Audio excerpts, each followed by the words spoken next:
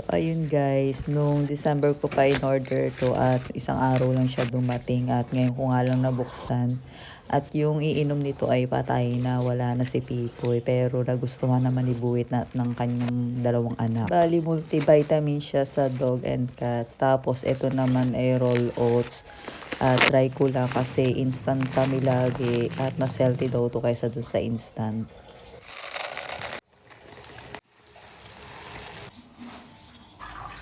Tapos, ito naman ang aking umagahan, dalawang balot at sinangag. Tapos, yung suka niya ay ulam na, may lasa na siya. Bali, yung dalawang sisiw ay tigisa sila ni Asem. Isa kay Buwet at isa kay Asem. Tapos, yung dalawang puti ay kay Asem kasi hindi naman kaya kainin ni Buwet yung kulay puting galing sa balot.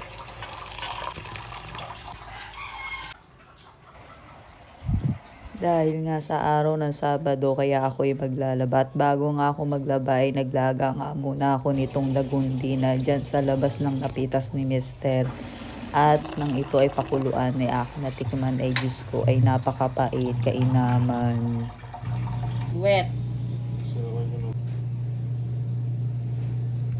At ito na nga, mag-uumpisa na ako magpaikot dito. Isa, dalawa, tatlong sabon sa isang paikot. Puti muna syempre inuuna ko dito. Ayan. Tapos ito, nagtanghalian na rin ako sinigang ulam na binilin luto. Ayan. At habang ako nga ay nagpapaikot sa washing machine kinuhanan ko muna ng video itong mga ibon na to na napakarami. Lagi sila nandyan araw-araw nila ang maraming ibon.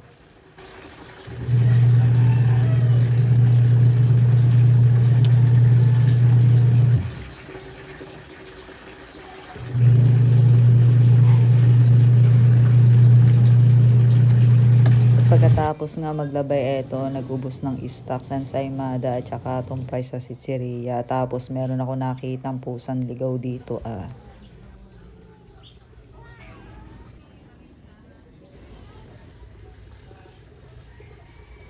At nakalimutan ko kumain ng ubas ay may ubas nga pala. Pagkatapos na kumain din ako ng dalawang saging at piatos. O ay siya ay di dahil gumabi na ay di bukas na uli ang mga eksenahan.